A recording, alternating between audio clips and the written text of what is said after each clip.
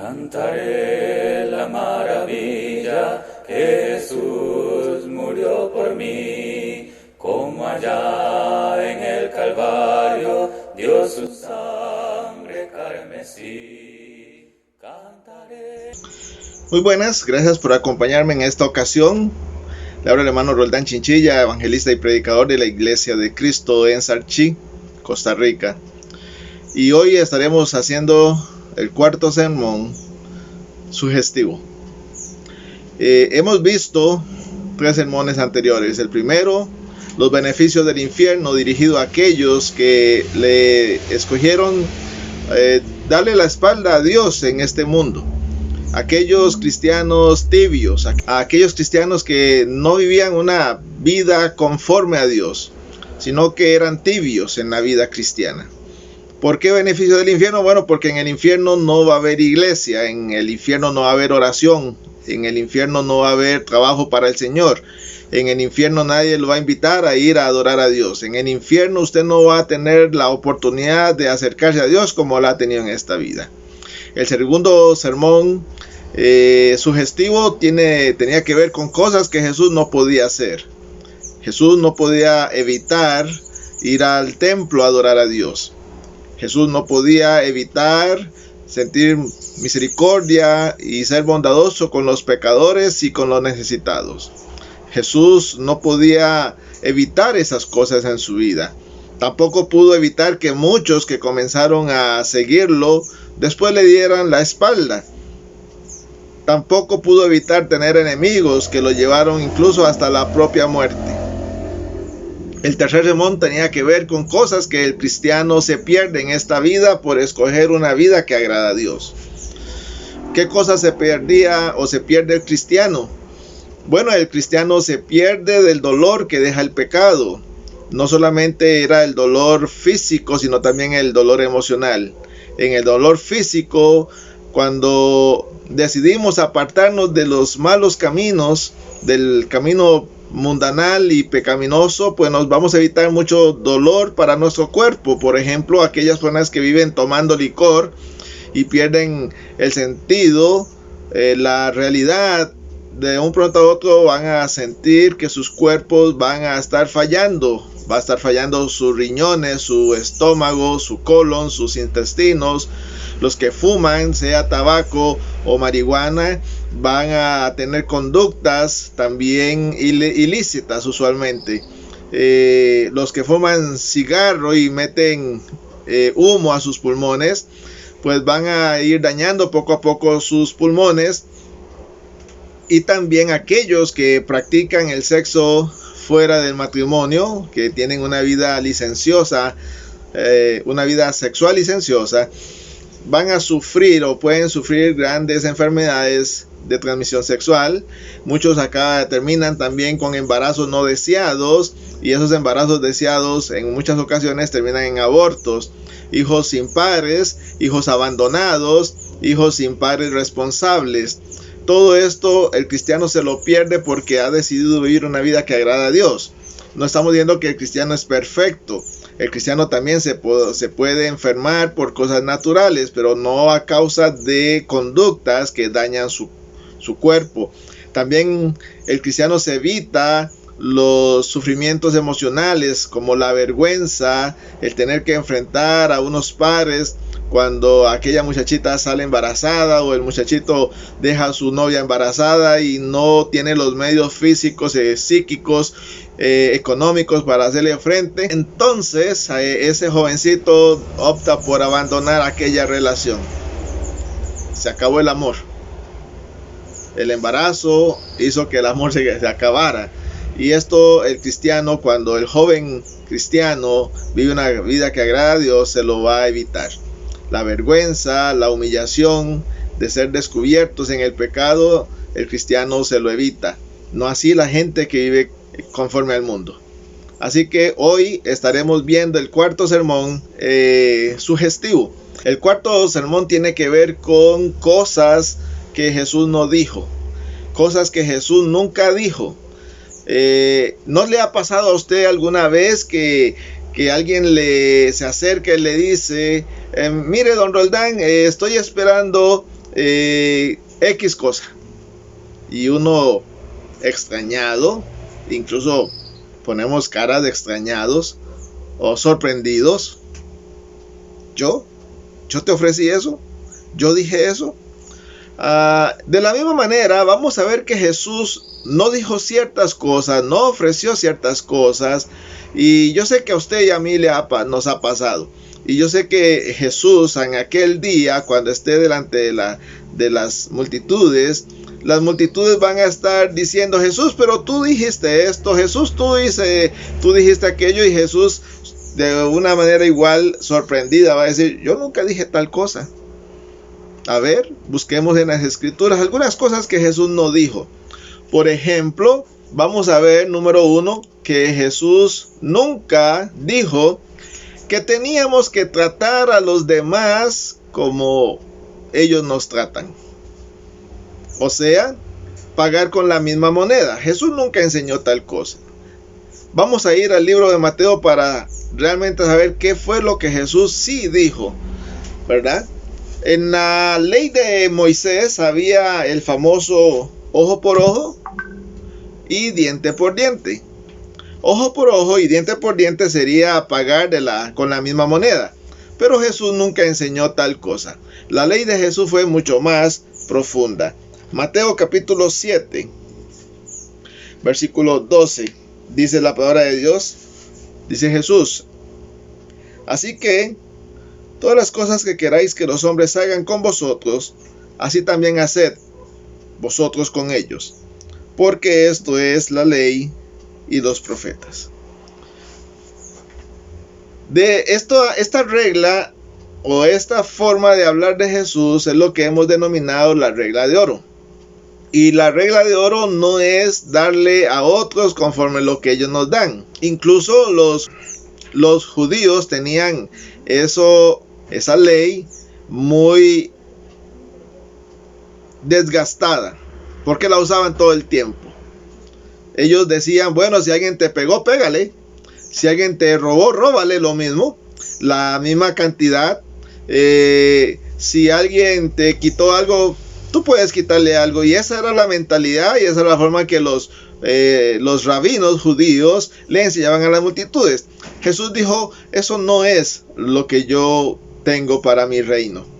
Dice Jesús: así que todas las cosas que queráis que los hombres hagan con vosotros, así también háganlo ustedes con ellos. O sea, la ley de oro, la regla de oro. La regla de oro dice: ¿cómo te gustaría que te traten? ¿Cómo te gustaría que la gente te hable? Aún en momentos en que tú has cometido errores, en el momento en que tú has cometido una falta, ¿cómo te gustaría que te traten? Cuando tú no tienes cómo pagar, ¿cómo te gustaría que te traten? Jesús dice: pues hágalo como te gustaría que te traten a ti. Así que Jesús nunca dijo que debemos de tratar a los demás como ellos te tratan, porque con la forma en que tú lo estás haciendo, así vas a ser juzgado tú también. Pero Jesús nunca dijo que no debemos de juzgar. Y vamos a leer en Juan capítulo 7 el pensamiento correcto de Jesús. Juan capítulo 7, verso 24.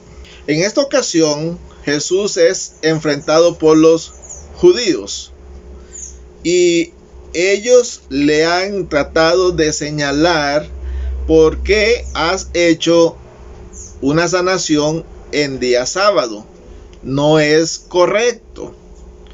Pero Jesús enfrenta esta acusación volviéndose contra sus acusadores y les dice de la siguiente manera: 7:24. No juzguéis según las apariencias, sino juzgad con justo juicio. Justo juicio. A Jesús lo han estado señalando y criticando y juzgando por haber sanado a un hombre en el día de sábado, algo que era criminal para los judíos. Bueno, era criminal porque no les convenía el ministerio de Jesús. No les convenía que Jesús hiciera tales cosas, máxime que su popularidad había crecido más que la de ellos. Pero esto no era un pleito entre Jesús y ellos por popularidad, sino era un juicio malintencionado. Y Jesús les dice en el versículo anterior que ellos también cometían ciertas faltas o acciones en el día sábado. Aunque Jesús no las llama faltas, dice, ustedes también hacen cosas el día sábado. Y en una ocasión recordamos cómo les dijo, si su asno se cae un hueco en el día sábado, a ver, ¿quién se queda en casa para sacarlo hasta el día siguiente? Ninguno levantó la mano. Ninguno dijo yo me quedo el sábado hasta que pase el sábado y entonces voy. No, Jesús les dijo, ustedes van y buscan el asno y lo sacan aunque sea día sábado. Ahora en esta ocasión Jesús les dice también que si ustedes hacen la circuncisión también el día sábado, ustedes no lo sienten que están quebrantando nada. Ustedes están haciendo algo correcto. Están circuncidando conforme al mandamiento y al rito de los padres. Y está bien. Bueno, si ustedes están haciendo algo bueno el día sábado, ¿y por qué yo no lo puedo hacer también? Y es cuando Jesús les dice, ustedes deben de juzgar no por las apariencias. Y eso es lo que Jesús corrigió en el primer texto que leemos. Nosotros no debemos de juzgar por apariencias, sino cuando las cosas realmente están sucediendo y conocemos los detalles de las cosas que están sucediendo. Y eso es lo que Jesús llama un juicio justo. Así que Jesús nunca dijo no juzgues, dijo juzgue, analice, critique de la manera correcta. Cuando usted tenga los elementos necesarios, usted puede hacerlo. Así que hoy en día, aquella persona que se emborracha hasta perder el conocimiento, se le llama borracho en la escritura. Aquella persona, aquel hombre que se acuesta con otro hombre y aquella mujer que tiene relaciones sexuales con otra mujer, a eso la escritura le llama abominación. No le llama derecho, le llama abominación, le llama pecado, le llama homosexualidad. Aquella persona que toma lo ajeno, que va con violencia y asalta a otra, se le llama ladrón, se le llama delincuente. La escritura así nos lo dice, y entonces podemos juzgar sanamente, justamente, con los criterios de la escritura y no con el de los hombres. Aquella persona que está dispuesta a matar a un bebé en el vientre sin ningún motivo, sin ninguna razón, solamente porque quedó embarazada o dejó embarazada a su novia y están buscando en el aborto una solución, ellos son asesinos, porque la escritura así lo dice, porque la vida la da Dios y es inviolable. Número 3. Jesús nunca dijo que yo quiero que todos sean felices en este mundo. Ahora, no estamos diciendo que ser cristiano es vivir una vida triste, apagada, sin alegría. No, ese fue un concepto de los ascetas o ascetas que disfuncionaron el propósito de la vida cristiana y se fueron y se hicieron monjes y monjas, alejándose de la vida que Dios puso como seres sociales y de pareja. Eso no es lo que está diciendo Dios. Allá viviendo en la pobreza, apenas alimentándose, y ellos decían que lo hacían para ser más santos. Eso no los hace más santos. Jesús nunca dijo que él no quería ver felices con todos sus recursos millonarios a cada uno de sus seguidores. Hoy en día los movimientos pentecostales y de la nueva era están buscando que las personas se amolden a este mundo y tengan todas las comodidades de este mundo, cuando Jesús nunca dijo tal cosa. En Apocalipsis 2:10 Jesús le habla a una iglesia que ya estaba siendo perseguida. No es que iba a venir persecución en el futuro. las iglesias en Apocalipsis ya eran iglesias que estaban sufriendo la persecución, como lo estaba sufriendo también el apóstol Juan, quien es el que escribe el Apocalipsis. Y en el capítulo 2, versículo 10, les dice: no temas en nada lo que vas a padecer. No temas en nada lo que vas a padecer. Jesús le advierte a aquellos sus seguidores que estaban en Esmirna, y a muchos, y esto también lo hizo a través de los apóstoles, que el cristiano iba a padecer persecución por amor al nombre de Cristo.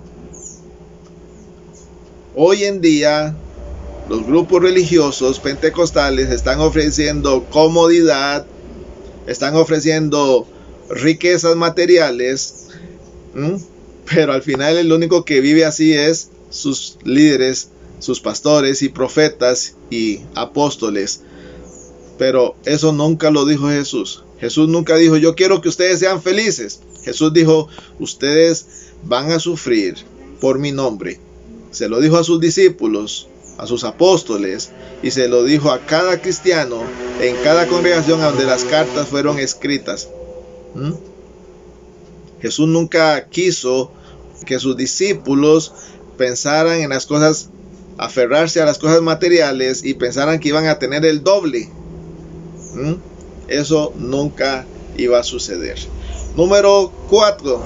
Jesús nunca dijo que podíamos ir a cualquier iglesia. Vayan a cualquier iglesia.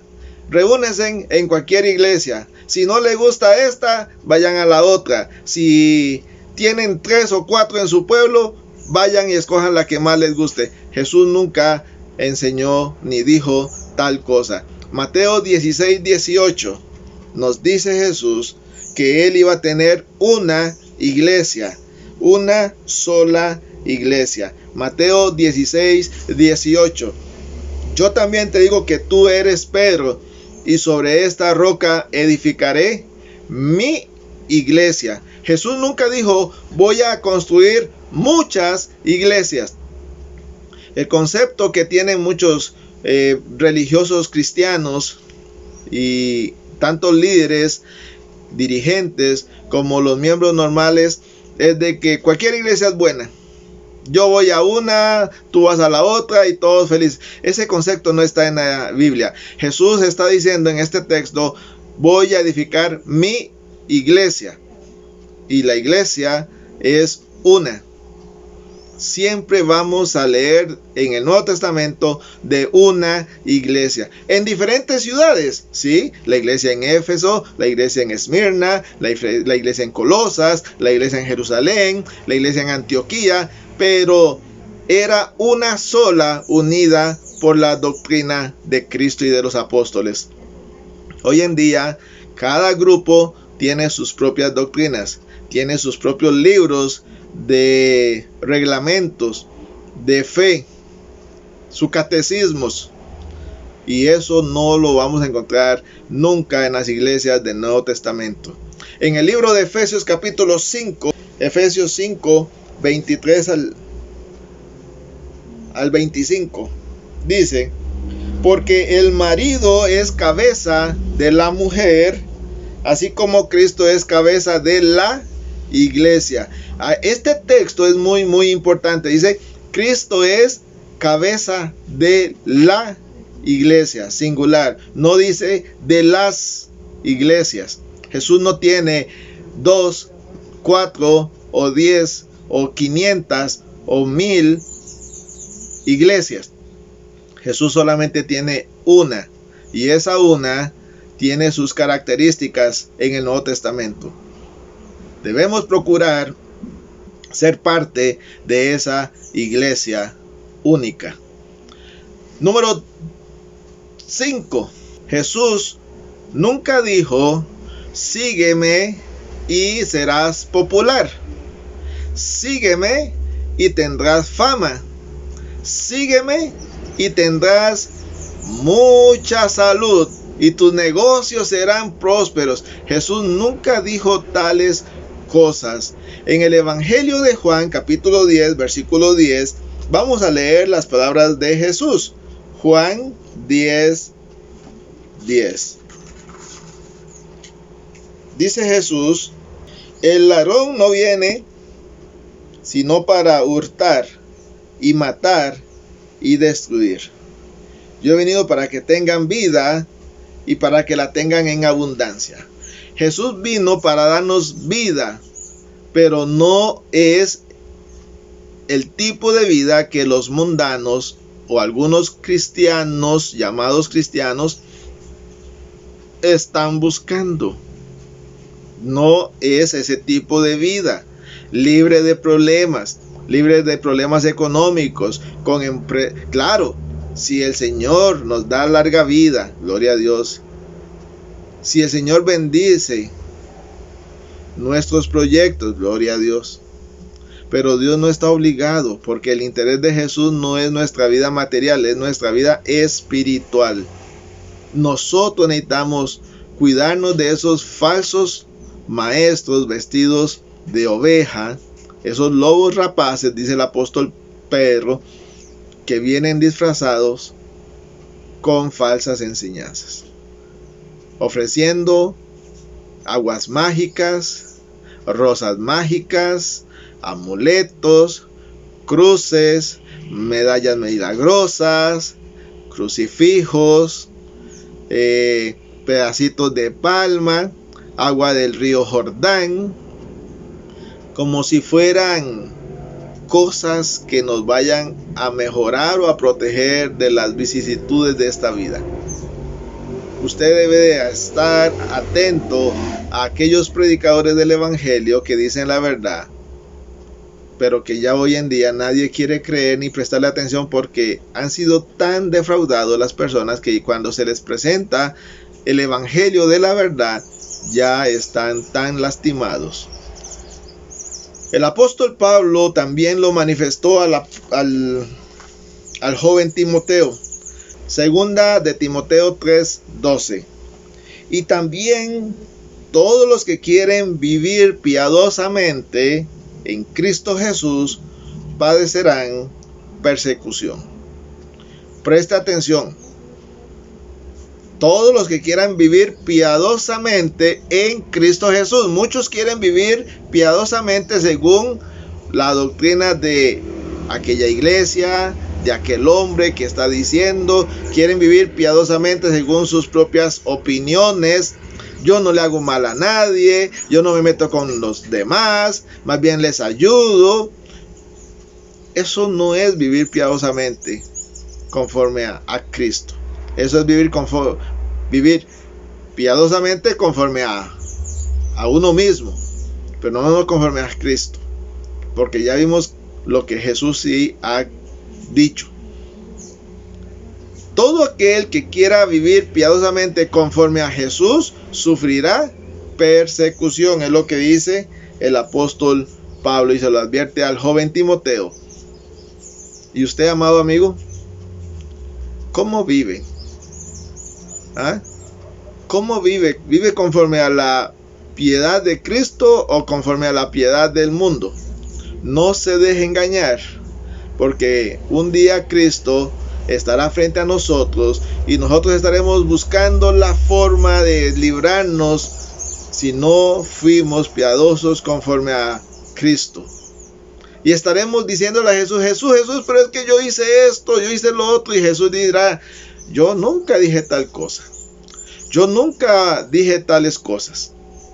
Por eso, usted tiene que aprender a pagar no con la misma moneda, sino conforme a lo que Jesús enseñó, que nos gustaría que nos trataran a nosotros.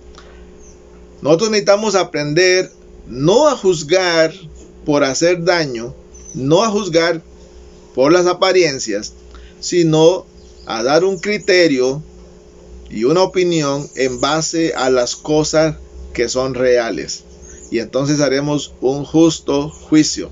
Nosotros vamos a ser felices no en base a las cosas materiales que tengamos o no tengamos, sino en base a ser felices si amamos a Cristo. Bienaventurado, dice la Escritura. Bienaventurados, dice la Escritura, los de espíritu humilde, los pobres en espíritu, los que están dispuestos a renunciar a su propio ego, los que están dispuestos a renunciar a las tradiciones humanas. Ese es el pobre de espíritu. El pobre de espíritu no es la persona pobre y humilde que vive en una casa ya, que está muy lastimera. Eso no es una persona pobre en espíritu, es una persona pobre materialmente. Pobre no es aquel que está tirado buscando quién le da una moneda. Es una persona necesitada materialmente. Pero pobre del espíritu o pobre en espíritu es aquella persona que renuncia a su propio yo, renuncia a las tradiciones humanas, a las tradiciones de sus padres, a las creencias de los hombres y se somete a la voluntad de Jesús. El que hace eso encontrará la felicidad en esta vida. Porque Jesús no vino a prometernos una gran casa, un gran negocio. No estoy diciendo que no lo podemos alcanzar. Si tenemos la posibilidad, hagámoslo. Pero que nuestros esfuerzos por estas cosas no nos aparten de Jesús. Jesús tampoco dijo que le siguiéramos y que íbamos a tener todo lo que queríamos. Jesús nunca dijo eso. Lo que sí Jesús dijo fue que debemos de entrar por la puerta angosta, que debemos de tomar el camino estrecho. Eso sí lo dijo Jesús. Y hoy en día muchos son los que van por el camino ancho y espacioso que va a la perdición. Y usted, amado amigo, amada amiga, hermano que ha sido tibio, ¿por cuál camino vas? Cristo te está esperando con los brazos abiertos para darte nuevamente esa comunión. Si usted todavía no es cristiano, tal vez usted sea religioso, evangélico o de otro tipo de denominación de las cuales la Biblia no habla, le invitamos a que conozca la Iglesia del Señor, la cual yo sé que está cerca de su casa. No está a la pura par, pero yo sé que está cerca. Y hay hermanos cercanos que quisieran compartir la verdad del Evangelio. Busque la Iglesia de Cristo cerca de su localidad, la cual predica hasta el día de hoy la sana doctrina y el Evangelio de Cristo. Ojalá que estos sermones sugestivos lo hagan puesto a meditar, a pensar por cuál camino va. Que Dios les bendiga. Cantaré la maravilla que Jesús murió por mí, como allá